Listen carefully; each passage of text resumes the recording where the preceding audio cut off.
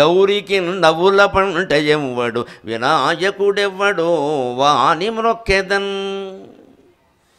అటువంటి వినాయకుడికి నమస్కారం చేసి వ్యాసునికి కూడా నమస్కారం చేసి మనం ఈ గ్రంథులు ఈ చిక్కుముడి శ్లోకాలలోకి వ్యాస వినాయకుల అనుబంధంలోకి ప్రవేశిద్దాం.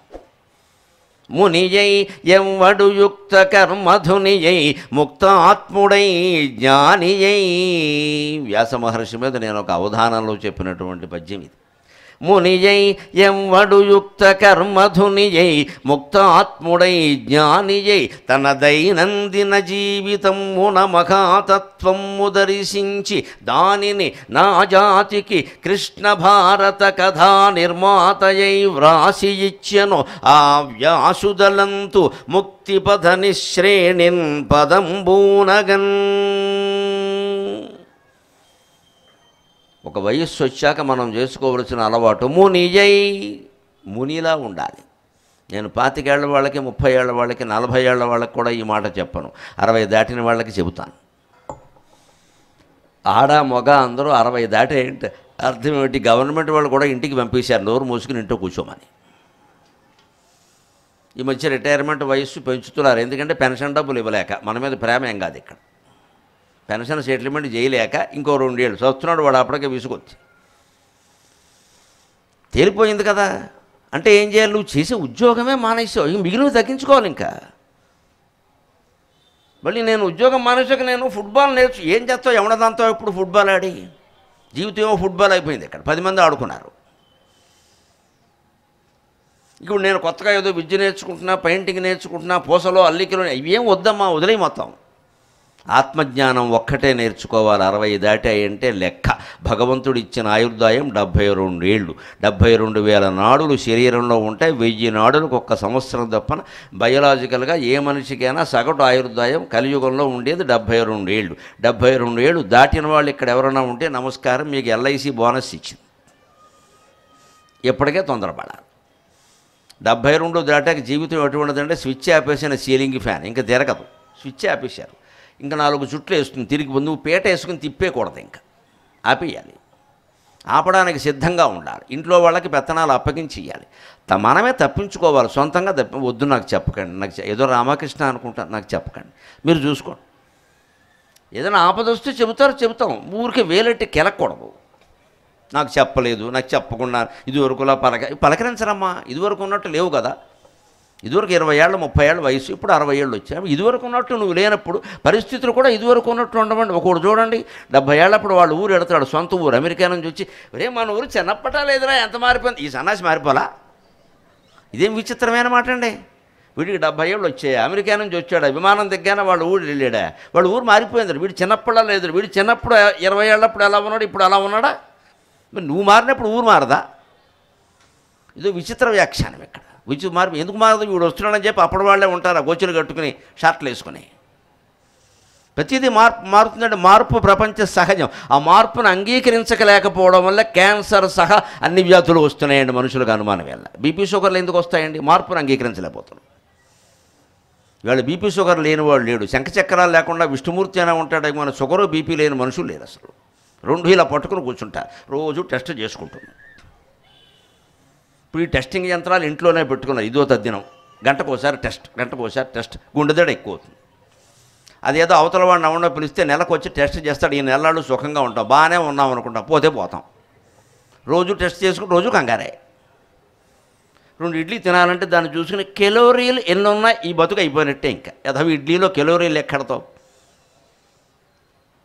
తింటామేమన్నా? చట్నీలో ఏముంటుంది? కారం ఉంటుంది, తిను. ఉంటే ఉంటాం, పోతాం. ఇదో భయం మొదలైంది, ఆరోగ్యం భయం విపరీతంగా ఉంది ఇక్కడ. అక్కడికేదో ఇక్కడ మొత్తం కాపరాలు పెడతారేమో జనం, ఎక్కడ నాకు అర్థం కావట్లేదు. నువ్వు ఎన్ని జాగ్రత్తలు తీసుకునే వెళ్ళిపోతావు, అనుమానం లేదు. తీసుకోవలసిన జాగ్రత్త ఆత్మ గురించి అమ్మ, శరీరం గురించి తీసుకుంటారేమిటి? అధవదరిద్రం. అది ఉన్నదేదో ఉంటుంది, ఉన్నంతకాలం ఉంటుంది, పోతుంది. ఎంతమంది మన కళ్ళ ముందు పోలేదు. తల్లిదండ్రులు పోయారు, తాత ముత్తాతలు పోయారు, వాళ్ళు ఎక్కడున్నారో ఎవరికైనా తెలుసా? అమ్మ ఫోటో చూస్తే అమ్మ వెళ్ళిపోయి 10 ఏళ్ళు ఎక్కడుంది నువ్వు చెప్పగలవా? ఉందిగా, మన కళ్ళ ముందు ఉంది కదా. 90 ఏళ్ళు మన పెంచిందే, వెళ్ళిపోయింది. ఆ ఇల్లాలు మన దగ్గర లేదాయే. మన కళ్ళ ముందే పెద్దవాళ్ళు పోవడం చూస్తున్నాం. మనం ఏమైనా కాపురం పెడతాం ఇక్కడ? జీవితంలో నిజమైన విజయం అంటే మృత్యువుకి సిద్ధంగా ఉండడమే. అప్పుడే మనిషి ఆందోళన రహితంగా ఉంటాడు. ఎవరికి నచ్చదు ఈ మాట నాకు తెలుసు. నాకు నచ్చని మాటలు చెప్పడమే నాకు నచ్చుతుంది. మృత్యువుకి సిద్ధంగా ఉండడమే నిజమైన విజయం. నీ సాధించిన విజయం అంటే నేను మృత్యువుకి సిద్ధంగా ఉన్నా. రమను యమధర్మరాజు దాలిష్యం, నాకేం బెంగలేదు. వాడికి ఏ రోగం ఉండదు, సిద్ధంగా ఉన్నాడు కదా.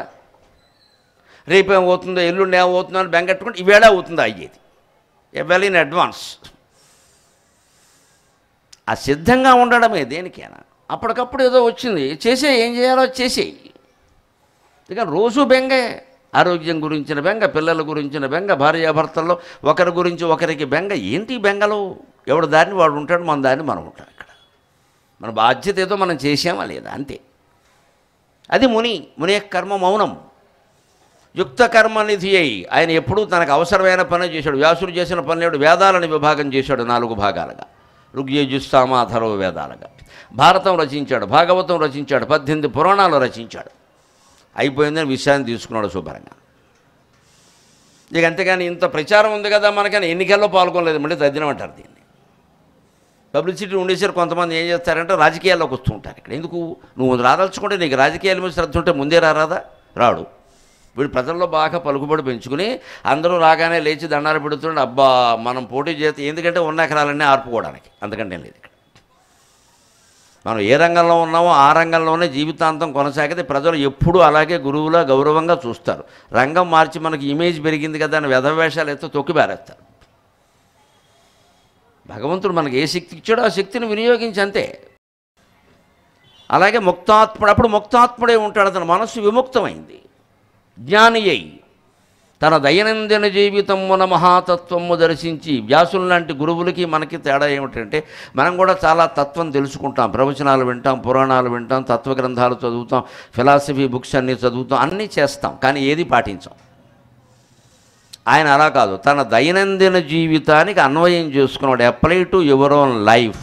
ఇవాళ వింటున్న ప్రవచనాన్ని ఇందులో మీకు నచ్చినవి, మీకు ఉపయోగపడతాయి అనుకుని వెంటనే ఆచరణలో పెట్టండి. Applying to your own life అంటే అర్థం.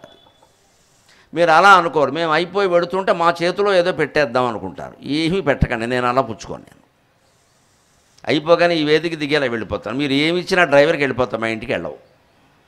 అందులో తిరుగులేదు ఇంకా. ఎందుకంటే ఈ బాధరబందీ పెంచుకుంటే చచ్చిపోతాం ఇక్కడ. ఏవో పండో ఫలమో 10 రూపాయలో 100 రూపాయలో లేకపోతే ఏదో ఒకటి, ఓ పుస్తకమో ఏదో ఒకటి పట్టుకొచ్చి పెట్టేసి గురుదక్షిణ అంటే అది కాదమ్మా, నేను ఒక బెచ్చగాళ్ళ మిమ్మల్ని దక్షిణ అడుగుతున్నా. 2 గంటల ప్రవచనంలో మీకు నచ్చినవి వెంటనే ఆచరించండి, అదే నాకు మీరు ఇచ్చే గురుదక్షిణ.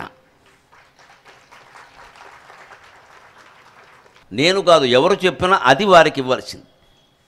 మీరు లేనిపోనివన్నీ మాకిస్తే మేము దగ్గర పడతాం. ఇక్కడ మా వైరాగ్యాలపై మాకు భోగకాంక్షలు పట్టుకుంటే ఉన్నదంతా ఏం చేసుకోవాలి?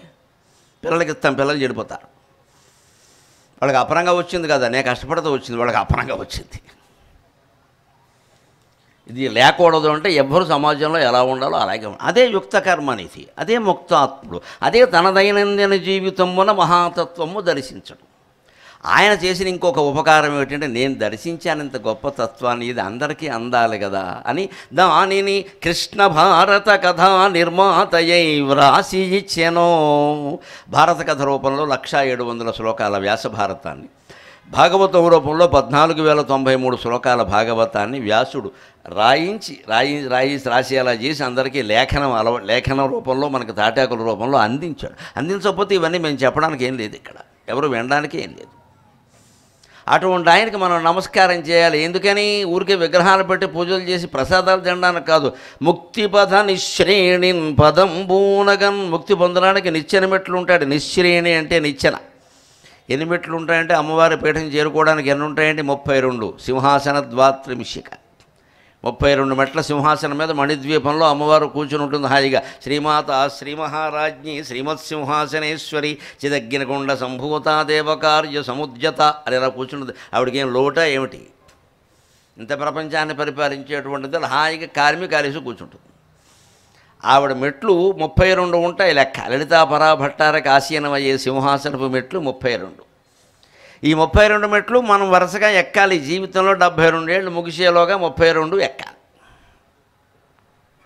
అలాగ ఒక్కొక్క మెట్టు ఎక్కడానికి భారతం, భాగవతం, రామాయణం లాంటి గ్రంథ పఠనం అనేది ఉపయోగపడుతుంది. అందుకని అటువంటి వ్యాసుడికి నమస్కారం. ఇప్పుడు ఈ వ్యాసుడు వినాయకుడికి చెబుతుంటే మరి వినాయకుడికి పెట్టిన షరతు ఏమిటి? ఆగకుండా చెప్పమన్నాడు కదా. ఆయన ఆపకుండా చెప్పాలంటే ఎవరైనా ఎలా చెబుతారండి? ఎంత మహాకవి అయినా, ఎంత వ్యాసుడైనా, వాల్మీకి అయినా మరీ ఆయాసమైనా రాదా? గ్లాసులు మంచినీళ్ళైనా తాగద్దా? అందుకని ఆయన ఏం చేశాడు, అక్కడక్కడ ఓ మొట్టిగా వేసినట్టుగా ఓ గొట్టు శ్లోకం ఒకటి బారేశాడు. అంటే వినాయకుడికి కూడా అర్థం కాని శ్లోకం. అది కాస్త గంటం ఆపేసి ఏమిటిది అని ఆలోచిస్తే తప్ప అర్థం కాదు. అటువంటి గొట్టు శ్లోకాలు చెప్పాడు. అవి నిజానికి భారతంలో ఎన్నున్నాయంటే అష్టము శ్లోక సహస్రాణి అష్టము శ్లోక శతాని చ అహం వేద్మి శుకో వేత్తి సంజయో వేత్తివానవా అని వ్యాసుడే ఆదిపర్వం మొదట్లో చెప్పాడు. ఇటువంటి గొట్టు శ్లోకాలు గ్రంథులు. గ్రంథం అంటే గ్రంథం, గ్రంథి అంటే ముడి. పూర్వం తాటాకు పుస్తకాలను ఎలా దాచేవారు అంటే ఈ తాటాకులు ఇలా పెట్టి దాన్ని బైండింగ్ చేసేవారు. రెగ్జిన్ బైండింగ్, పైనో చెక్క కిందో చెక్క, దెబ్బతినకుండా. దానికి మళ్ళీ దారం కాస్త అందంగా ఉండాలి, పట్టు దారాలు పెట్టేవారు. పైనుంచి కిందికి రంధ్రాలు కొట్టేవారు సమానంగా ఉండేలాగా. తాటాకు ఇటు అటు కూడా ఇట్నుంచో దారం ఇట్నుంచో దారంతో ముడి వేసేవారు. ఈ గ్రంథి అంటే ముడి కదా. ఒకసారి గ్రంథం ముడి వీడి రాలేదనుకోండి, గ్రంథం ఏం చదువుతావు? అలాగ ముడి వీడిన శ్లోకాలే గ్రంథులు. దీనికి అర్థం అది. గ్రంథి అంటే ముడి. ఈ శ్లోకాలు మనం చెప్పుకునేవి ఎన్నైనా సరే ఇందులోవి ముడి వీడడం కష్టంగా ఉంటుంది. ఏదైనా ఒక్కోసారి చూడండి, కంగారులో మనం ముడి వేస్తాం. ఆ ముడి ఓసారి క్యాటరింగ్ వాళ్ళకి ఏదైనా పంపమని అన్నమో కూర పంపమన్నాం అనుకోండి, వాడు వేస్తాడు ముడి, వాడు ఇంక బంగారు కానీ మళ్ళీ వచ్చి వాడు ఇప్పాల్సిందే. అది రాదు. మనం ఏం చేస్తాం, చాకెట్ కోసేస్తాం. అదే తప్పు. కాస్త ఓపికగా ఉండి ఆ ముడి విప్పితే మొహమాటం లేకుండా చెబుతున్నానమ్మా, అనుభవంతో చెబుతున్నా. మీ ఇంటికి వచ్చినటువంటి ప్యాకెట్ల ముడి మీరు విప్పండి, ఆ సంచులన్నీ దాచి మళ్ళీ రీసైక్లింగ్కి ఇవ్వండి, బయట పారేయకండి. అప్పుడు జీవితంలో ఎదురైన చిక్కుముడులు విప్పడం కూడా అలవాటు అవుతుంది, అనుమానం లేదు. మనం దేనికి సహనం లేదు మనకి. ఆ ముడి ఎవడిప్పుతాడు అని చెప్పి దాని జాకెట్ కోసాడు. ఇప్పుడు ఆ ముడి బారేసాం, ఈ సంచి బారేసాం, నాశనం అయింది ప్రపంచం. కాస్త ఓపిక, అవసరమైతే ఓ లైట్ అక్కడ వేసుకుని చూస్తూ విప్పితే వస్తుందండి. వేసింది ఎందుకు రాదు? కాకపోతే వాళ్ళకే కాస్త జారిముడి అని వేస్తారు కొంతమంది, కొసలాగితే వస్తుంది. అలా వెయ్యమని చెప్పాలి. అలాగా ప్రత్యేకంగా ఒక పద్ధతిలో లాగితే తప్ప ముడి రాని శ్లోకాలు కొన్ని ఉంటాయి. అవి కథా సందర్భాన్ని బట్టి ఏర్పడితే 18 పర్వాల భారతంలో 1700 శ్లోకాల భారతంలో అటువంటి సందర్భాలు లేవుగా. పైగా భారతం లాంటి కథ ప్రపంచంలో ఉందా? చాలామంది అంటూ ఉంటారు భారతం నిజంగా జరిగిందండి. నిజంగా మనకి ఇదో వ్యధవ సందేహం. అందుకే మనకంటే పాశ్చాత్యులు చాలా నయం. విదేశాల వాళ్ళు, ఇతర దేశాల వాళ్ళు, జపాన్, జర్మనీ వాళ్ళు భారతాన్ని చదివారు. వాళ్ళు చాలా ఆనందించారు వ్యాసుని యొక్క రచనకి, దానికి. వాళ్ళను కూడా ఎవడో అడిగట్టే, ఏమంటే ఇండియాలో ఇదో సందేహం ఉంటుందండి, భారతం జరిగిందంటే నాకు ఆ సందేహం ఎప్పుడు రాలేదయ్యా. భారతం జరిగితే అద్భుతం, ఒకవేళ కల్పన అయితే మహాద్భుతం. ఆ వ్యాస మహర్షికి నమస్కారం అన్నాడు. అది జరిగితే అద్భుతం, జరగని దాన్ని ఇన్ని ఘట్టాలతో ఇంత కల్పించాడు అంటే ఇంత గొప్ప కవి ప్రపంచంలో మళ్ళీ పుట్టే అవకాశం లేదు, ఆయనకి నమస్కారం అన్నాడు. జరిగిన చరిత్ర అయినా అద్భుతమే, నమస్కారం. ఒకవేళ కల్పన అయితే ఇంకా 2 నమస్కారాలు పెడతారు. ఇటువంటి కల్పన ఎవడు చేయలేడు అసలు. పైగా భారతం జరిగిందనడానికి ఆధారాలన్నీ భారతదేశంలో ఉన్నాయి. న్యూఢిల్లీ ఎక్కడదండి? హస్తినాపురం. ఓల్డ్ ఢిల్లీ ఎక్కడదండి? ఇంద్రప్రస్థం. ఆ పేర్లు మారాయంతే, ఇప్పటికే ఉన్నాయి అక్కడ, అదే పేర్లతో ఉన్నాయి. అంతేకాదు హర్యానాలో కురుక్షేత్రం మ్యూజియంలో 20 తులాల కంకణం ఉంది. దాని మీద భూరిశ్రవగా అని రాస్తుంది. భూరిశ్రవుడు ఎవరు? శంతనుని తమ్ముడు బాల్హికుడు, బాల్హికుని కుమారుడు సోమదత్తుడు, సోమదత్తుని కొడుకు భూరిశ్రవసుడు. వాడి చేతికుండే కంకణం 20 తులాలు ఉంది. వాడి చెయ్యి ఏమిటో, వాడి కాలేమిటో, వాడి ఒళ్ళేమిటో చూసుకోండి. పక్కా వ్యాసుడిచ్చిన కొలతలు పక్కా నిజం. మనకు మళ్ళీ అర్భకుల్లా ఉండరు ఇక్కడ. మన బతుకులకు ఒక ఇడ్లీ తక్కువ, 2 ఇడ్లీ ఎక్కువ, ఇడ్లీన్నర పెట్టాలి వీడికి. అదవసంత వీడు తినలేడు. మళ్ళీ అరగంట ఆగలేడు, ఏడుస్తూ ఉంటాడు. ఇక్కడ తీరా పెడితే 2 ఇడ్లీ తినలేడు, ఎక్కువైపోయింది అంటాడు ఇక్కడ. మనకి వాళ్ళు ఎలా అర్థమవుతారు? కర్ణుడి ఛాతీ 72 అంగుళాలు ఉండేది. ఎందుకంటే దాంట్లో 30 బాణాలు వేశారు. 30 బాణాలు ఛాతీ మీద పడితే తట్టుకున్నాడు అంటే ఛాతీ ఎంత ఉండాలి? చపాతీలో ఉంటే కుదురుతుందా? ఆ వర్ణనలన్నీ అబద్ధాలు కాదండి అవి. పక్కా వాళ్ళ మనుషులు అలాగే ఉండేవారు. ఒక్కొక్కడు 12 అడుగులు పొడుగు లెక్కది. కృతయుగంలో మనుషులు 1,00,000 సంవత్సరాలు జీవిస్తారు. 1,00,000 సంవత్సరాలు జీవిస్తారు, 32 అడుగులు పొడుగుంటారు. ద్వాపర యుగంలో మనుషులు 10,000 ఏళ్ళు జీవిస్తారు, 24 అడుగులు పొడుగుంటారు. త్రేతాయుగంలో మనుషులు 10,000 ఏళ్ళు, 25,000 ఏళ్ళు జీవిస్తారు. రామచంద్రమూర్తి పరిపాలించింది 11,000. పరిపాలించింది, జీవించింది ఇంకా ఎక్కువ. కృతయుగంలో 1,00,000 ఏళ్ళు జీవిస్తారు, 32 అడుగులు పొడుగుంటారు. తర్వాత త్రేతాయుగం కదా, త్రేతాయుగంలో 10,000 ఏళ్ళు 25,000 ఏళ్ళు జీవిస్తారు. ఒక్కొక్కడు 24 అడుగులు పొడుగుంటాడు, ఆడా మగ ఇద్దరు. లేకపోతే పెళ్ళి ఎలా అవుతుంది మళ్ళీను? వరహీనం వధూహీనం అంటారు ఇక్కడ, ఇద్దరు అంతే లెక్క. ద్వాపరయుగం వచ్చేసరికి బాగా తగ్గిపోయింది, 1000 ఏళ్ళు జీవిస్తారు, 12 అడుగులు పొడుగుంటారు. భారతంలో అందరూ 12 అడుగులు సుమారుగా ఉన్నారు. ప్రాదేశ్యానధికో అర్జున అంటాడు. అర్జునుడు కంటే భీముడు కొలతలో తేడా ఏమిటంటే సరిగ్గా జానెడు పొడుగు ఎక్కువ అంటాడు. అర్జునుడు ఉన్న పొడుగు అంటే ప్రాదేశం అంటే ఇది లెక్క, ఇక్కడి నుంచి ఇక్కడికి, ఇది ప్రాదేశ్యానధికో అంటాడు. ఇక సరిగ్గా ఈ బొటన వేలు నుంచి ఈ చూపుడు వేలు ఇలా చాపితే ఈ మధ్యలో ఉండే కొలతను ప్రాదేశం అంటారు. ఇంత పొడుగు ఎక్కువ ఉంటాడు. ప్రాదేశేనధికో అర్జునగా అని వ్యాసుడు వాళ్ళ ఆకారాలు వర్ణిస్తాడు. అవును, సరదాగా చెప్పాడని ఎనాటమీ, శరీర నిర్మాణం. ద్వాపరయుగంలో 1000 ఏళ్ళు ఆయుర్దాయం, 12 అడుగులు ఉండేవాడు. మన కర్మకాలి కలియుగంలో 100 ఏళ్ళు కూడా ఉండదు, 60 ఏళ్ళు ఆయుర్దాయం, 6 అడుగులే ఉంటారు ఇక్కడ. అందుకే మనం ఇంతకంటే తినలేం, ఇంతకంటే మాట్లాడలేం, ఇంతకంటే ఏ పని చేయలేం. ఇప్పుడు సంతానం కూడా లేని పరిస్థితికి వచ్చేసారు. నమశివాయ. పూర్వకాలం వింటే మీరు ఒక్కొక్కరికి 100 మంది సంతానం కలుగుతారు, 1,00,000 ఏళ్ళు బతికిన వాడికి కలగరేమిటి? అలాంటివన్నీ యుగాలను బట్టి తేడాలు ఉంటాయి. మనం ఈ యుగంలో ఎలా ఉన్నామో ఆ యుగానికి తగినట్టుగానే ఉండాలి. ఏవో ఊహిస్తే కుదరదు ఇక్కడ. అందుకని ఈయన మధ్యలో ఒక గొట్టు శ్లోకం పారేసేవాడు. దాని గురించి వినాయకుడు ఏమిటి తాత అనేవాడు, ఆలోచించబోయి మనవడా అనేవాడు. ఈయన ఈ ఆలోచించేలోగా ఈయన 100 శ్లోకాలు లేచేవాడు. ఆ రకంగా భారతం మొత్తం నడిచినందుకు 8,800 ఉన్నాయన్నాడు. కనీసం 1,00,000 శ్లోకాల భారతంలో 8,800 ఇవి ఉన్నాయంటే 100 శ్లోకాలకు ఒకటి ఉంటే 88,000 అవుతుంది అక్కడికి సుమారుగా. 10 శ్లోకాలకు ఒకటి ఉంటే ఓ 10-15 శ్లోకాలు కూడా చొప్పున బారేశాడు ఆయన. అవన్నీ మనకి చెప్పుకోవడం సాధ్యం కాదు, కానీ వీలైనని చెప్పుకుందాం. ఉన్న సమయంలో ఊరికే రుచి చూపించడం, మిగిలినవి ఎలాగూ గ్రంథం చదివి తెలుసుకోవలసిందే. ఎలా ఏర్పడతాయి? లుప్తవర్ణం, అధిక వర్ణం, వికృత వర్ణం, పదచ్ఛేదం, ఇలాంటి కారణాల వల్ల, నానార్థం, ఈ కారణాల వల్ల ఏర్పడతాయి. లుప్తవర్ణం అంటే చెప్పవలసిన పదం చెప్పాలనుకో, జానకి అన్నమాట చెప్పాలనుకో, చెప్పడు, జాకి అంటాడు. మధ్యలో నాను ఊహించుకోవాలి సందర్భాన్ని బట్టి.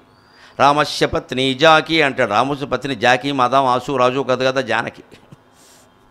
రామస్య పత్ని అన్నాడు కాబట్టి జాకి కాదు జానకి అని ఊహించుకోవాలి. జానకి పేరు ఎందుకు చెప్పరా? అక్కడ చెప్పకూడదు, సందర్భం అది, అంతే.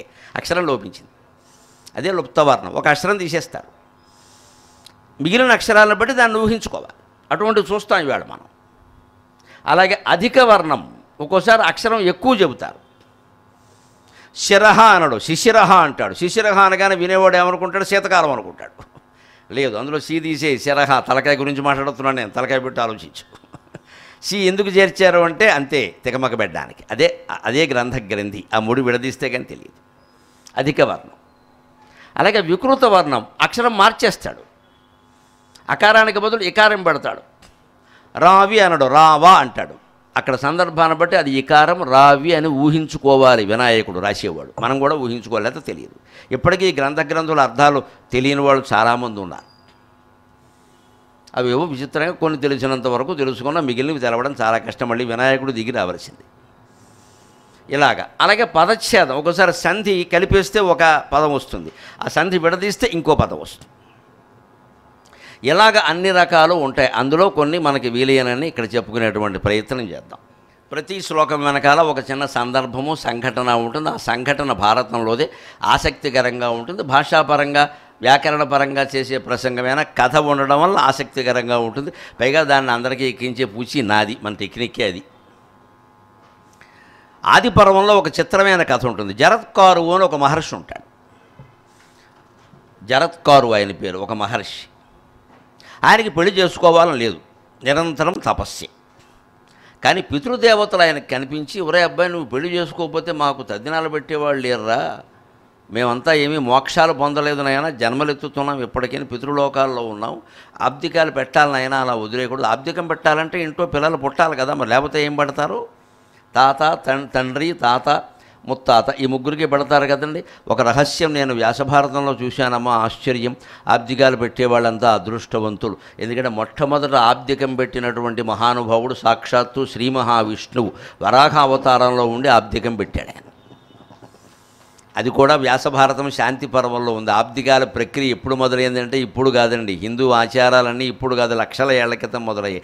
ఈ శ్వేతవరాహ కల్పం ప్రారంభించినప్పుడు భూమి మొత్తం సముద్రంలో మునిగిపోయింది, దాన్ని పైకి తీయవలసి వచ్చింది. అప్పుడు స్వామి శ్రీమన్నారాయణమూర్తి తాను లోపల నుంచి భూమిని తీయాలి కాబట్టి పంది అవతారం ధరించి వరాహ అవతారం, కోరలు 2 ఉంటాయి కదా, ఆ 2 కోరలతోనూ భూమిని పైకి తీశాడు, తీసి పైన పెట్టాడు. ఆయన ఆజ్ఞ ప్రకారం భూమి అలా ఉంది. కానీ నేను చూసుకుంటే ఒంటి నిండా బురద, పాపం లోపల నుంచి తీశాడు కదా, అడుసులోంచి బయటకు వచ్చాడు కదా ఆయన. విష్ణువేనా బురదే కదా ఉంది.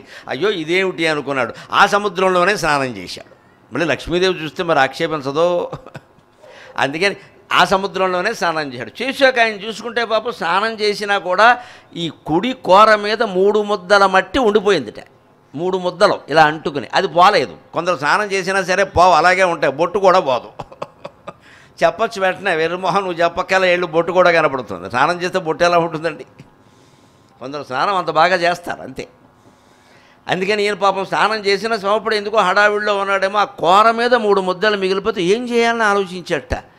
ఎవరికైనా అర్పిద్దాం, ఇంతకు ముందు సృష్టిలో జీవులు ఉన్నారు కదా, వారికి అర్పిద్దాం ఈ 3 అని అక్కడ నీటిలో పుట్టే దర్భగడ్డి తీసుకుని ఆ దర్భగడ్డిని ఇలా పెట్టి ఈ 3 మట్టి ముద్దలు చిన్నవే, అవి కూడా ఊరికి మిరియాలు ఉండాలంత ఉంటాయి, అవి అక్కడ పెట్టి ఒకరు మా తండ్రి, ఇంకొకరు మా తాత, ఇంకొకరు ముత్తాత అని ఆయనే నవ్వుకున్నట్టు. ఎవరు లేరు, ఈయన ఒక్కడే ఉన్నాడు.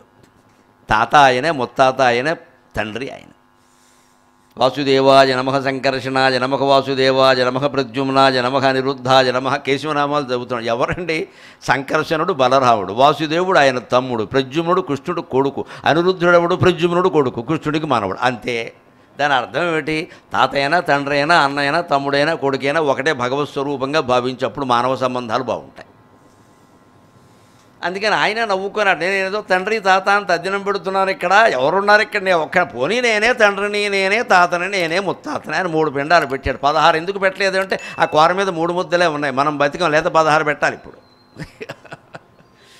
అప్పటి నుంచి వచ్చిందండి ఆబ్దికం ప్రక్రియ. అందుకని వాటిని అలా వదిలేస్తే అలాగానే దానికి ఏదో తినాలి అంటే ఏదైనా రావాలి కదా, ఈ కాకులు అవి రావాలంటే నువ్వులు ఉండాలి, నువ్వులు లేవు అక్కడ. అందుకని తన ఒంటి శరీరం మీద పట్టి శరీరంలో ఉన్న ఉష్ణోగ్రత నుంచి చెమట బదులుగా నూనె పుట్టించాడు ఆయన. ఆ నూనె బిందువులే తెలలుగా మారాయి. తెలకి నూనెకి తేడా ఏమీ లేదు. నువ్వు గింజ అంటే మొత్తం నూనె, గింజ ఏముండదు, ఇంచుమించుగా నూనె. తిలేషు తైలం పుష్పేషు గంధం అంటారు యోగ వాసిష్టంలో. భగవంతుడిని పట్టుకోవాలంటే ఏం చేయాలంటే పుష్పేషు గంధం, పుష్పంలో వాసన ఎక్కడుందో పట్టుకోవాలన్నారు. ఉందా లేదా? పుష్పాలకు వాసన ఉందా లేదా అందరికీ తెలుసు ఉంది, లేదా తలలో ఎందుకు పెట్టుకుంటున్నాం? అసలు గులాబీ కనపడగానే వాసన వస్తుంది. మరి వాసన ఎక్కడుంది? ఏ శాస్త్రవేత్తనైనా బయటికి తీయమనండి వాసన, వాడి వాళ్ళ కాదు, గడ్డం ఊడిపోవలసిందే. కానీ ఉందా లేదా? అంచేత పుష్పంలో సుగంధాన్ని పట్టుకోగలిగితే నీలో ఉన్న దేవుణ్ణి పట్టుకోగలుగుతావు. అలాగే తిలేషు తైలం, నువ్వు గింజలో నూనె ఎక్కడ? నూనె మొత్తం అంతా నూనె, గింజ ఎక్కడుంది అసలు? అలాగ తిలేషు తైలం, నువ్వు గింజలో నూనె పట్టుకోగలిగితే, పుష్పాల్లో సుగంధాన్ని పట్టుకుని ప్రత్యేకంగా చూపించగలిగితే, తిలేషు తైలం, నువ్వు గింజలో ఉండేదే నూనె, పుష్పంలో ఉంటుంది సుగంధం, మనకేం కనపడదు, ఉందా లేదా? అలాగే విశ్వమంతటా భగవంతుడు ఉన్నాడు. నువ్వు ఎలా వెలికి తీయాలంటే దాని మీదే దృష్టి పెట్టాలి. పూల తోట నుంచి మనం వెళ్ళిపోతున్నప్పుడు ఫోన్ మాట్లాడుకుంటూ వెళ్ళామనుకోండి, అది సుగంధమైనా మనకేం ఆంది, మన దృష్టి ఎక్కడుంది? ఫోన్ మీద ఉంది. అలా లేకుండా పూలతోట చూడాలి అనుకుని మీరు వెడుతూ పూలతోటలో ఒక్కొక్క పువ్వు దగ్గర ఆగుతూ సుగంధం మీద దృష్టి పెట్టారనుకోండి, సుగంధం మీకు తగిలిందా లేదా?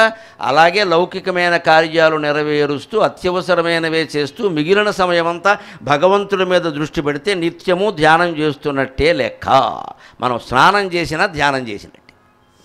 మనం దృష్టి పెట్టం. స్నానం చేస్తుంటే ఎంతసేపు ఎదవ సబ్బెట్టి గేదెని గడ్డెట్టి తోమినట్టు తోముతూ ఉంటాం ఎదవ శరీరాన్ని. దాది అదృష్టవంతురాలు గేది మనకంటే, దాన్ని ఎవడో తోముతాడు, మనమే తోముకోవాలి. ఇదో కర్మ ఇది. ఈ ఒళ్ళంతా తోమి పొద్దున్న సొంతూరు సబ్బు, సాయంత్రం పొరుగురు సబ్బు, ఇన్ని పెడతాం. ఇక్కడ ఎంత వేడిచ్చినా ఏదో గంట అయ్యేసరికి చెమట.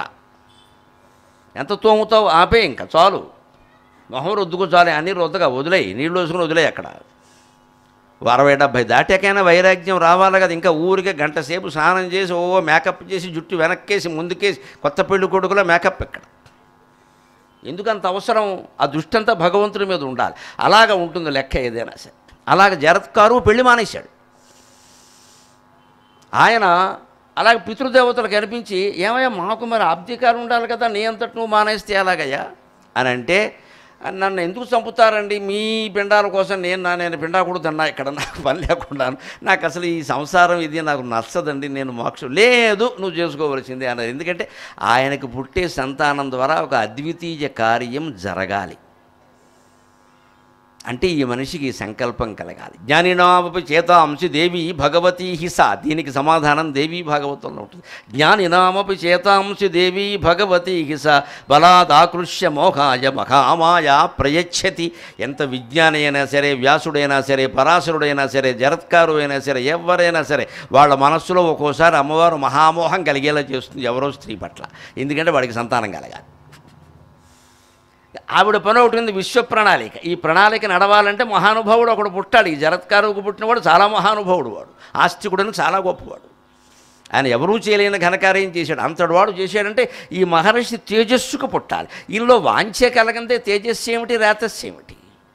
అందుకని ఆయన పితృదేవతల చేత నొక్కించింది అమ్మవారు. నొక్కు దెబ్బకు పాపం పోలేని ఆయన ఏమన్నా అంటే షరతులు పెట్టాడు. విచిత్రంగా ఏమన్నాడో తెలుసా?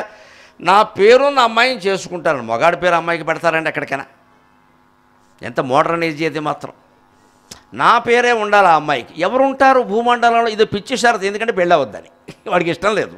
అలాగే లవ్ అఫేర్ కాదు, అసలు ఏ అఫేర్ లేదు. చెప్పిన పెళ్లి చేసుకునే వాళ్ళు ఏం చేస్తారు? ఏదో షరతు పెడతారు, అంతే కదా, ఏదో షరతు పెడతారు. అలాగే నా పేరున్న అమ్మాయి కావాలి అంటే సరే అనుకున్నా, అలాగే దొరుకుతుందిలే అన్నారు. భగవంతుడు తలుచుకుంటే ఏమైనా చేయగలడు. ఇంకోటి పెట్టాడు, ఒకవేళ దొరికినా సరే ఏమైనా నా మాట ఒక్కటే ఆ అమ్మాయి కాదు అంటే తక్షణం వదిలేస్తాను, అందుకు ఆ అమ్మాయి అంగీకరించాలన్నాడు. మళ్ళీ అక్కడ విడాకులు, కేసు, కోర్టు బాధ్యత అంటే కుదరదు, నాకు తెలియదు, నేను ముందే చెప్పేస్తున్నాను. నా మాట ఏది కాదన్నా సరే నేను వదిలేస్తాను. ఇలా ఎవరు ఒప్పుకుంటారండి? ఈ రోజుల్లో ఒప్పుకుంటారా? వాళ్ళే కోరుతున్నారు 100 కోరికలు. పెడితే విచిత్రం అండి. అయ్యే యోగం ఉంటే అవుతుందంటే ఈయనకి పెళ్ళయింది. సరిగ్గా జరత్కారు అనే అమ్మాయి దొరికింది. ఎవరు? వాసుకి చెల్లెలు. ఆదిశేషు తర్వాత రెండవ నాగరాజు అది వాసుకి. ఆదిశేషుడు నెంబర్ 1, వాసుకి నెంబర్ 2, కర్కోటకుడు 3వ వాడు, ధనంజయుడు 4వ వాడు. నాగజాతిలో సీనియారిటీ లిస్ట్ అది. అందులో 2వ వాడు వాసుకి. ఆ వాసుకి ఒక చెల్లెలు ఉంది, నాగజాతి కన్య. ఆవిడ నాగజాతిలో పుట్టింది, కానీ మనుష్య స్త్రీలాగే ఉంటుంది. వాళ్ళు నాగులు, విద్యాధరులు, గంధర్వులు, వీళ్ళు దేవజాతులు. వాళ్ళు ఏ రూపం అంటే ఆ రూపం ధరిస్తారు. అవసరమైతే పాముగా మారతారు, అవసరమైతే మనిషిగా మారతారు. అదే నయమో పామో మనిషో తెలుస్తుంది. మనకి వాళ్ళ ఇళ్లలో పాములు ఎవరో మనుషులు ఎవరో తెలియట్లేదు. మనకంటే వాళ్ళే అదృష్టవంతులు, స్పష్టంగా తెలుస్తుంది. మనుషులే పాముల్లా కట్టేస్తున్నారు. పాములేమో అని భయపడతాం కొంతమంది, పాప వాళ్ళు మనుషుల్లో హాయిగా ఉంటున్నారు. అది గ్రహించడం, ఇది గ్రహించడం, అంతకంటే వాళ్ళేనా ఏదో స్పష్టంగా ఓ రూపంలో ఉంటారు. గొడవ లేదు. పాము అంటే పారిపోతాం, మనిషి అంటే దగ్గరికి వస్తాం. అందుకని ఆవిడ వచ్చింది జరత్కారు. ఆవిడని వాసుకు వచ్చింది, మా చెల్లెల్ని ఇస్తాను అంటే, మీ చెల్లెల్ని ముందు పిల్లు, నువ్వు తప్పుకో, మేము ఇద్దరం ప్రైవేట్గా మాట్లాడుకోవాలి. ప్రైవేట్ ఏం లేదు, కోపం. కూర్చోబెట్టి, అమ్మాయి నీకు ముందే చెబుతున్నా, నీ అందం, నీ ఆకర్షణ ఇవన్నీ నాకు అనవసరం. నేను పితృదేవతల కోసం చేసుకుంటున్నా. నువ్వు నాకు అణిగి ఉండవలసిందే. తర్వాత కోర్టులో కేసు ఎడతానంటే కుదరదు, నన్ను వదిలే. అసలు నీకు ఈ పేరు ఎందుకు పెట్టారంటే, ఏమో నాకు తెలియదు, మా అన్నయ్య పెట్టాడు. అదే పేరు జరత్కారుహు. పుల్లింగం స్త్రీలింగం భేదం కూడా లేదు. సంస్కృతంలో కొన్ని శబ్దాలు అలా ఉంటాయి. మనకు తెలుగులో కూడా ఒకటి ఉందండి, గమనించండి, వెతికితే దొరుకుతుంది. వెంకటరమణ. వెంకటరమణ పేరు మగవాడికి పెడతారు, ఆడవాళ్ళకి పెడతారు, చూసుకోండి. వెంకటరమణ మగవాళ్ళకు ఉంటుంది, ఆడవాళ్ళకు ఉంటుంది. వెతికితే ఉంటుంది ఎక్కడో అక్కడ. అదే కళ్యాణం వచ్చినా కక్క వచ్చినా ఆగదంటే అదే ఏదో ఉంటుంది. గంతకు తగిన బొంత. ఈయన గంత, ఆవిడ బొంత దొరికింది. ఆవిడ ఏమంది, నువ్వు నా మాటకు అడ్డు చెబితే, నాకు ఇష్టం లేని పని ఏదైనా చేస్తే నేను వదిలే, అందుకు సిద్ధమైంది ఆవిడ. ఇంత మహాపతివ్రత ఎవరు దొరుకుతారండి బాబు? దొరికింది. ఎందుకంటే అయ్యే యోగం ఉంది, పితృదేవతల సంకల్పం ఉంది. ఆవిడ మనస్సు అలా, నేను ఉంటాను, నాకు నువ్వు ఉండాల్సిందే, నీతో నాకు సంతానం కలగాల్సిందే, నేను ఒక మహర్షి భార్యనే నేను చెప్పుకోవలసింది. ఏదో పాములని ఎంతమందిని చేసుకున్నా ఒకటే, పాముల జాతి వాళ్ళని. అందుకని నాకు వద్దు అని చెప్పింది ఆవిడ. అందుకని ఆ ఒప్పుకొని ఆ పెళ్లి జరిగిందండి. అప్పుడు ఆవిడ అత్యంత భక్తితో సేవిస్తోంది. అక్కడ వ్యాసుడు ఒక శ్లోకం రాస్తాడు విచిత్రంగా. వినాయకుడు కూడా మహర్షి ఏమిటి ఈ శ్లోకం అన్నాడు. ఆలోచించు అన్నాడు. ఈ లోపల 100 లీశాడు. తథైవ సా చ భర్తారం దుఃఖశీలముపాచరతు తథైవ సా చ భర్తారం దుఃఖశీలముపాచరతు ఉపాయై శ్వేతకాకీయై ప్రియకామా యశస్విని ఉపాయై శ్వేతకాకీయై ప్రియకామా యశస్విని. ఆవిడ రాత్రి పగలు తేడా లేకుండా భర్తనే అంటి పెట్టుకుని ఉండి ఆయనకి ఎప్పుడు మెలకు వస్తుందో అని ఇప్పుడు ఇంచుమించు నిద్రపోవడం కూడా మానేసింది, అంత శ్రద్ధగా చేసింది. ఆ రకంగా భర్తను సేవించిందని చెప్పాడు వ్యాసుడు. తథైవ సాచ భర్తారం దుఃఖశీలం ఉపాచరత. గొప్ప మాట వాడాడు ఈ జరత్కారుడికి. దుఃఖశీలుడు అన్నాడు. అంటే అది ఆయన శీలము లేనివాడు, దుఃఖము కలిగించేవాడు అని అర్థం కాదు. ఒక్కొక్క మనిషితో మనం ప్రవర్తించడం చాలా కష్టం అండి. ఎలా డీల్ చేయాలో తెలియదు. వీడినే దుఃఖశీలుడు అంట. ఆడాళ్ళలోనూ ఉంటారు, మగాళ్ళలోనూ ఉంటారు. ఎందుకంటే వీళ్ళు ఎలా ఉంటారంటే క్షణేరుష్టా క్షణే తుష్టా వితుష్టాస్తు క్షణే క్షణే. మరో శాస్త్రంలో చెబుతారు వాటిని చమత్కారంగా. కొంతమంది మనుషులు ఎలా ఉంటారంటే ఎప్పుడు కోపం వస్తుందో తెలియదు, ఎప్పుడు సంతోషిస్తారో తెలియదు, ఎప్పుడు ముచ్చుమొహం పెడతారో తెలియదు, ఎప్పుడు విచ్చుకొన్న పోతారో తెలియదు. ఇంతట్లోనే మారిపోతారు వాతావరణంలాగా. క్షణేరుష్టా క్షణేతుష్టా వితుష్టాస్తు క్షణే క్షణే అవ్యవస్థిత చిత్తానాం ప్రసాదోపి భయంకర అంటారు నీతిశాస్త్రంలో. ఆ మనుషులు కొంతమంది మన ఇళ్లలో ఉంటే, మన ఆఫీసుల్లో ఉంటే మనం జాగ్రత్తగా ఉండాలి. క్షణేరుష్టా క్షణంలో వచ్చేస్తుంది కోపం. క్షణేతుష్టాగా మళ్ళీ 10 నిమిషాల్లో మనతో మాట్లాడేస్తారు హాయిగా, ఏమనుకోకే అంటారు. వీడిని నమ్మాలో తెలియదు, నమ్మకూడదో తెలియదు. వితుష్టాస్తు క్షణే క్షణే. పోనీ సంతోషించారు కదా అని మనం కాస్త చనువుగా మాట్లాడు, ఏంటి మీదకి వచ్చేస్తున్నావు అని మళ్ళీ మాట్లాడతాను. ఇక్కడ ఎలా ఉండాలి? ఈ మనుషులు ఇలా ఎందుకుంటారు అంటే శాస్త్రవేత్త చెప్పాడు, అవ్యవస్థిత చిత్తాన. మైండ్ పరంగా, మనఃపరంగా వాళ్ళకి డిసిప్లిన్ లేదన్నాడు. వాళ్ళ మనస్సును ఎలా నిగ్రహించుకోవాలో వాళ్ళకి తెలియదు, లేదు కావాలనే చేయొచ్చు. కొంతమంది పిచ్చాడు ప్రవర్తించినట్టు దేనికో ఊరికే దానికి పొంగిపోతాడు, చిన్నదానికే కృంగిపోతాడు. చాలా చిన్న విషయం. ఆడాళ్ళలోనూ ఉంటారు, మగాళ్ళలోనూ ఉంటారు. డీల్ చేయడం చాలా కష్టం అండి. ఇది నువ్వు దేనికి సంతోషిస్తావో, దేనికి బాధపడతావో లెక్క ఉంటే మేము అలా మసులుకుంటాం. భార్య అయినా, భర్త అయినా, ఎవరైనా పర్వాలేదు. నీకు తెలియకపోతే ఎలా మసులుకుంటాం? పైగా వదిలేస్తానంటే ఎలాగా? ఈయన అలాంటి వాడు దుఃఖశీలుడు అంటే అర్థం అది. దుఃఖశీలం ఉపాచార ఎలా చేసిందట? శ్వేతకాకీయమైన ఉపాయాలతో ఆవిడ సేవించిందట ప్రియకామ. ఎందుకంటే ఈయన నుంచి ఒకటి ఆవిడ ఆశిస్తోంది, అది నెరవేరాలి. వాళ్ళ అన్నగారి సంకల్పం ప్రకారం కొడుకు పుట్టాలంటే కాపురం చెయ్యాలి. అప్పట్లో సహజీవనాలు లేవు, ఇదో గొడవ, లివింగ్ రిలేషన్, ఈ దరిద్రాలన్నీ అప్పుడు లేవు. పెళ్ళి ఒకటే మార్గం. ప్రియకామ యశస్విని. అంతేకాదు, ఆ కొడుకు ద్వారా, ఆ సంతానం ద్వారా యశస్విని, ఆవిడ కీర్తిమంతురాలు కావాలి. నాగజాతి మొత్తానికి ఒక ప్రతిష్ట తేవాలి. అందుకు నువ్వు పుట్టావమ్మా, నీకు ఆ పేరు పెట్టాం కావాలని. చెల్లెలా నువ్వు కొంచెం కష్టమైనా సరే ఈ కాపురం చెయ్యాలని, అన్నయ్య నీకోసం నేను చేస్తాను తప్పకుండా. ఆ మహర్షి ద్వారా సంతానం కనడం ఎంత అదృష్టం, ఎవరికి పడుతుంది ఇది? ఆయన త్రికాల జ్ఞాని అని ఆవిడ సేవించింది. ఇందులో విశేషం ఏమిటంటే వినాయకుడు ఆగిపోయింది ఎక్కడ అంటే శ్వేతకాకీయై అంటే శ్వేతకాకీ అంటే తెల్లకాకులు. తెల్లకాకులు ఎక్కడ ఉంటాయండి? తెల్లని కాకులను లేవు తెలియము సుమతి అన్నాడు సుమతి శతకర్త. తెల్లని కాకులు లోకంలో ఉంటాయా అన్నాడు. అంటే సుమతి శతక కాలం నాటికి సుమతి శతకర్త భద్యన కనపడలేదు, కానీ ఆఫ్రికాలో తెల్లకాకులు ఉన్నాయి. ఇటీవల పత్రికల్లో వచ్చే ఫోటో అవి కాకులే, అచ్చం కాకి లక్షణాలు కానీ తెల్లగా ఉన్నాయి. సుమతి శతకం రాసి అన్నట్టుగా ఆయనకు కనపడలేదు, అందుకని ఆయన రాసేసాడు. ఇంకా ఏవో దానికి 2-3 చేయించాడు. అల్లుడిని మంచిదనం అంటే ఏవో చేయించాడు. మొత్తం మీద అల్లుడు మంచిగా ఉంటాడంటే ఇప్పుడు అల్లుళ్ళే మంచిగా ఉంటున్నారు. ఇప్పుడు అల్లుడు చాలా బంగారు తండ్రులు అయిపోయారు. అల్లుడు ఏమీ మాట్లాడలేవు. అల్లుడు మొత్తం గిలుడే కదా. అల్లుడు ఎక్కడ ఉన్నాడు ఇప్పుడు? అల్లుడు అంటే పెద్ద చాకిరి. అల్లుళ్ళ పెత్తనాలు ఎప్పుడో పోయి. అందుకని అవేవో రాశాడు పాపం, ఆయన అనుభవంలో ఆయన రాశాడు. అందులో ఒక మాట అంటాడు, తెల్లని కాకులను లేవు తెలియము సుమతి అంటాడు. తెల్లని కాకులు లేవు. ఇక్కడ శ్వేతకాకి అన్నాడు. వినాయకుడికి అనుమానం వచ్చి తెల్లని కాకులు లేవు కదండి అలా అంటారేమిటి వ్యాస మహర్షి? మరి అదే కథ గ్రంథి ముడి విప్పు అన్నాడు ఆయన. ఈయన అంతే, ఈయన హాయిగా శుభ్రంగా ఫిల్టర్ కాఫీ తాగేసి 100 శ్లోకాలు లేచాడు. ఏమిటి శ్వేతకాకి? దాని సంధి విడదీయాలి. శ్వ ప్లస్ ఇత ప్లస్ కాకీయేహి, శ్వ ప్లస్ ఇత, మహా ప్లస్ ఇంద్ర మహేంద్ర, రాజా ప్లస్ ఇంద్ర రాజేంద్ర, సుర ప్లస్ ఇంద్ర సురేంద్ర అయినట్టే శ్వ ప్లస్ ఇత శ్వేత అవుతుంది. కాకీయేహి, కాకి అంటే మామూలు కాకే, నల్లటి కాకే, తెలుపు ఏం లేదు. ఈ తెలుపు అర్థం ఇచ్చే శ్వేత శబ్దం ఉందే దాన్ని విడద చేయాలి. శ్వ ఇత, శ్వ అంటే కుక్క, ఇత అంటే లేడి. అది సమస్య వ్యాసుని ఉద్దేశం, అది వ్యాసుని ప్రణాళిక, అది వ్యాసుని పాండిత్యం. ఆవిడ ఎంత జాగ్రత్తగా సేవించిందనడానికి 3 జంతువుల్ని ఉదాహరణగా చెప్పాడు. కుక్కలాగా, లేడీలాగా, కాకిలాగా అన్నాడు. ఈ 3 లక్షణాలు గమనిస్తే అర్థమవుతుంది. కుక్క ఎలా ఉంటుందండి, దాని నుంచి మనం నేర్చుకోవాలి కొన్ని. రాత్రిపూట చాలా తక్కువగా నిద్రిస్తుంది కుక్క, లఘు నిద్ర అంటారు, లఘు చేతన అంటారు. వెంటనే పడుకుంటుంది, వెంటనే లేస్తుంది. లేకపోతే దానికి బతుకులేదు. ఇక్కడ కుక్క మెయిన్ రోడ్డు మీద పడుకుంది అనుకోండి, గుర్రు పెట్టేసి ఎవడో మోటార్ సైకిల్ బానిచ్చేస్తాడు. మోటార్ సైకిల్ ఆమెడు దూరంలో ఉండగా దీన్ని మెలకు వచ్చేస్తుంది, లేచిపోతుంది అక్కడి నుంచి ఆరను కొట్టకుండానే. ఆ శక్తి భగవంతుడు దానికి ఇచ్చాడు, మనకివ్వలేదు. మనకు కొంతమంది గుర్రు పెడితే అబ్బాయి గుండెపోటు వచ్చినా లేవరు, మనం లేచి గుండెపోటు వచ్చింది పోయారని తెలుసుకోవలసిందే. మామూలు వాడిని గురువు గారు అంటారు, వీళ్ళని గుర్రువు గారు అంటారు. వీళ్ళు బాగా పెడతారు రాకింద రావత్తు పెట్టి. మరి అంత ఇదిలో మనం ఉంటాం కదా. కుక్క మనకంటే గొప్పది, అది వాసన చూస్తే గ్రహిస్తుంది. రాత్రిపూట చాలా తక్కువ నిద్రపోతుంది, వెంటనే నిద్రపోతుంది, వెంటనే లేస్తుంది. పాపం ఆవిడ అలా చేసిందనమాట. ఎప్పుడైనా కాస్త అలిసిపోయి గడప మీద కొంగేసుకుని పడుకునేవాళ్ళు పూర్వం ఆడవాళ్ళు. ఎక్కడ ఉన్నారండి, మా ఇళ్లలో చూసాం, గడప మీదే పాపం నేల మీద. ఈ లోపు ఇలా పాపం ఆ ఇళ్ళ 3ంటికి పడుకునేది, ఇంటి నుంచి ఇంకా టీ పెట్టలా, ఈయనకి అప్పుడే నిద్ర అయిపోయింది. అందుకని ఆవిడ 1/2 గంట కూడా పడుకొని ఇచ్చేవారు కదా. ఇంకా టీ పెట్టలా, ఓ 6 నేను ఇంత పొడుగు అనేవాడు గోదావరి జిల్లాలో. ఏదో నేరం చేసేసినట్టే వాళ్ళు కూడా పాపం ఏదో అయిపోయింది, పొరపాటు అయిపోయింది అనుకుని లేచేవారు. ఇప్పుడైతే టీ పెట్టినా అంటే ఆర్డర్ పెట్టుకో అని చెప్తున్నారు. నమశివాయ, స్విగ్గీ జొమాటో. నేను పెట్టుకుంటున్నా, నీకేం పెట్టమంటావు?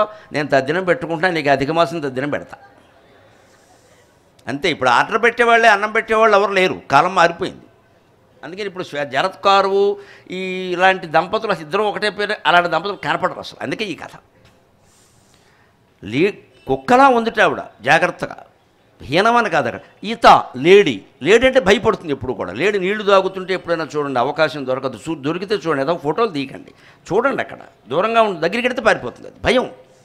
ఒక చుక్క నీరు తాగి ఎలా చూస్తుంది, అలా చూస్తుంది. మళ్ళీ నీరు తాగి మళ్ళీ ఎలా చూస్తుంది. ఏమో ఎవడో బాణం వేస్తాడో, ఎవడు వల వేస్తాడో, ఎవడు ఉచ్చులు పన్నుతాడో, ఏ సింహం మీద దూకుతుందో, అన్ని భయాలు ఉన్నాయి. అలాగే చేసింది ఈ లేడీ కూడా లేడీలాగే చేసింది. ఏమో ఎప్పుడు కోపం వస్తుందో వదిలేస్తానంటాడేమో. కాకిని కూడా గమనించండి, జీవితం అర్థమవుతుంది. సంపాదించుకోవడం ఎలాగో కాకి నుంచి నేర్చుకోవాలి. సైబర్ నేరాల బారిన పడకుండా ఉండడం ఎలాగో కాకి నుంచి నేర్చుకోవాలండి.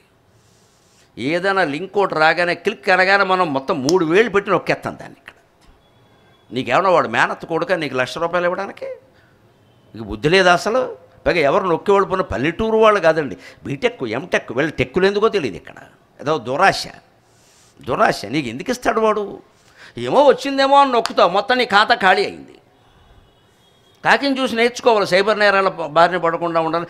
కాకి ఆ కమ్మి మీద, ఆ ఇనప కమ్మి మీద వాలింది అనుకోండి, ఏదైనా మాంసం మొక్కో లేదా దోసకాయ మొక్క ఉందో, దానికి శాకాహారి మాంసాహారి 2 శుభ్రం, veg and non veg, common hotel అది, ఏదైనా తినేస్తుంది. అక్కడ ఉంచుంటుంది. దానికి ఒకసారి పక్కన చిన్న మొక్క ఉందనుకోండి అంటుంది. అంతే.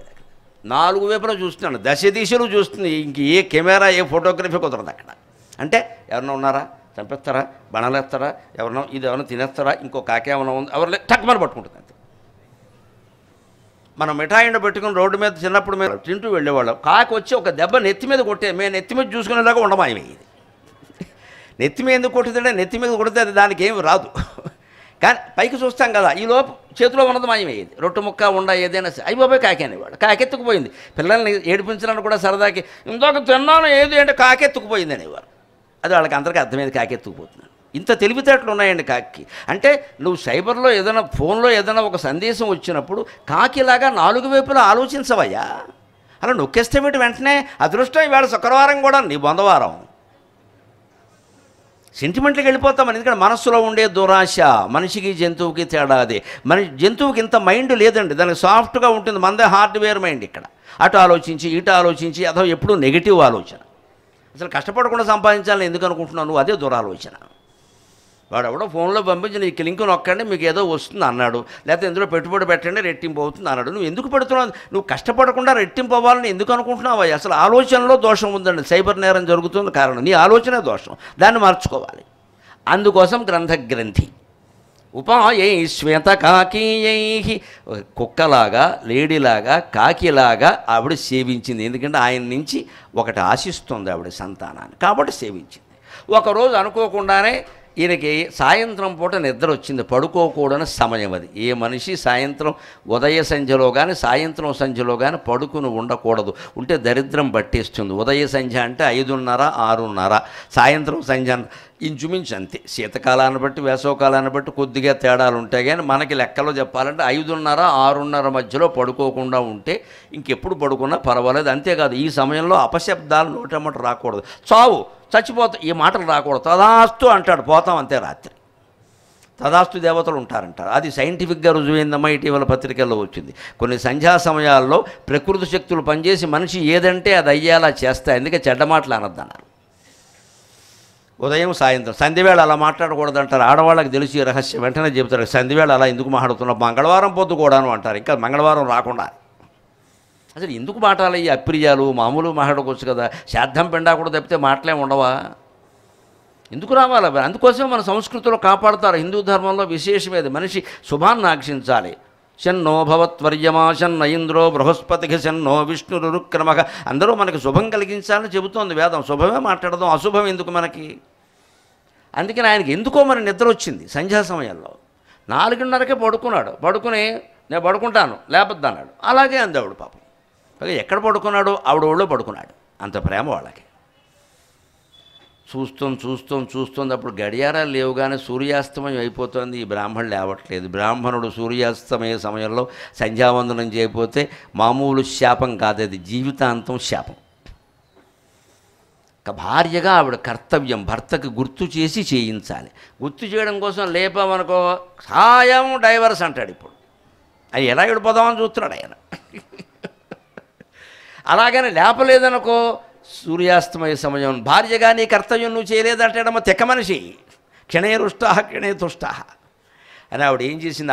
ఆ చూడండి, అటువంటి సంక్షోభ సమయం వస్తే ఎలాగా క్రైసిస్ మేనేజ్మెంట్ అంటే ఇది. లేపితే భర్తకు కోపం వస్తుంది, లేపకపోతే ధర్మలోపం జరుగుతుంది. ఆవిడ ఎలా ఆలోచించింది తెలుసా?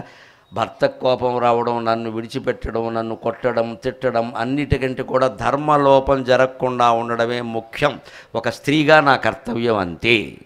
అలా గనక మనం ఇలా ఆలోచించుంటే ఏ మొగుడు అవినీతిపరుడై జైలుకి వెళ్ళడమ్మా. ఆడాళ్ళందరూ పిల్లలందరూ ఎలా సర్దేసుకుంటారంటే వాడు 100 కోట్లు అక్రమంగా సంపాదిస్తున్నా సరే మన కోసమేగా అని సర్దేసుకుంటాను. ఇక్కడ అంటే నీకోసమైతే రైటేనా? దేశాన్ని ముంచేసి నీకు ఇస్తాడు ఇక్కడ కొడుక్కో కూతురుకో, వాడిని ఏమనవు నువ్వు. ఆ సంపాదించినప్పుడే నాన్న ఎందుకు సంపాదిస్తున్నావు అక్రమంగా? మనం బాగానే ఉన్నాం కదా, ఎందుకు ఈ రాజకీయాలు, ఎందుకు ఈ అక్రమాలు అని ఉంటే కుటుంబం బాగానే ఉంటుందని అంత బాగానే ఉంటారు. ఎవరు అనరు, పిల్లలు కాదు, భార్య కూడా అందు. మన కోసమేగా అంటే మన కోసమైతే రైటేనా? దేశం కోసమైతే తప్ప. ఇదే స్వార్థం. జరత్కారు నుంచి మనం నేర్చుకోవలసింది ఆవిడ ఏమనుకుంది? నా బతుకు నాశనమైనా సరే ధర్మలోపం జరగకూడదు, నేను ఒక బ్రాహ్మణుడు భార్యని, ఋషి భార్యని, లేపాల్సింది స్వామి అని నెమ్మదిగా లేపింది. లేచాడు ఆయన. ఎందుకు లేపావు అన్నాడు. సంధ్యా సమయం అవుతుందంటే ఆయన ఆత్మవిశ్వాసం అండి. నాకు తెలియకుండా సూర్యుడు అస్తమిస్తాడా, నా గురించి నీకు తెలియదా అన్నాడు ఆయన. ఇదో తిక్క. నిజంగా అంతే, ఆయన శక్తి అటు. ఆయన చెప్పిస్తే సూర్యుడు ఆగిపోవలసిందే. అంత తపస్సు చేశాడు ఆయన. నాకు తెలియకుండా సూర్యుడు అస్తమిస్తాడా? ఏం నేర్చుకున్నావు భర్త దగ్గర? ఏం తెలుసు నీకు నీ భర్త గురించి? నేను నిద్రపోతే ఆగిపోవలసిందే సూర్యాస్తమయం. సతీసుమత అంతే చేసింది కదా, అంతే నేను చేయగలను, నన్ను లేపావు అనవసరంగా అని వెంటనే సంధ్యావందనం చేసేసాడు. అవగానే ఏమన్నాడు? గోయింగ్, తలుపేసుకో అన్నాడు. అప్పుడు వెంటనే ఆవిడ ఏందండి, స్వామి నా ధర్మం నేను చేశాను. కథ ఎంత చిత్రంగా ఉంటుందో. అందుకే పాశ్చాత్యులు భారతం నిజమైతే అద్భుతం, కథ అయితే మహాద్భుతం అన్నారు. కానీ ఇది నిజం. భారతీయ చరిత్రలు ఇలాగే ఉంటాయి. ఒకరి కోసం ఒకరు త్యాగం చేస్తారు. నా కోసం నేను, నీ కోసం నువ్వుని కొట్టుకు చావరు. అది ఇప్పుడు తయారైంది. ఇక్కడ నా జీవితం ఏమైపోయినా మంచిది, ధర్మం జరగాలని ఆవిడ చేసింది. కాబట్టి ఇప్పుడు నిలబెట్టింది భర్తను. వెళ్ళిపోతానంటే వెళ్ళిపోండి, పర్వాలేదు, మీరు వెళ్ళిపోవచ్చు, కానీ నాకు సంతానం ఇవ్వాలి కదా. వివాహంలో మీరు ఏం ప్రతిజ్ఞ చేశారు? ధర్మేచ అర్థేచ కామేచ నాతిచరామి అన్నారు కదా. యు షుడ్ నాట్ ఎక్సీడ్ మీ. నన్ను కాదని వెళ్ళడానికి నాకు సంతానం లేదు, మీరు ఎలా వెళ్ళిపోతారు? అంచేత నాకు సంతానాన్ని ఇచ్చి వెళ్ళండి అన్నాడు.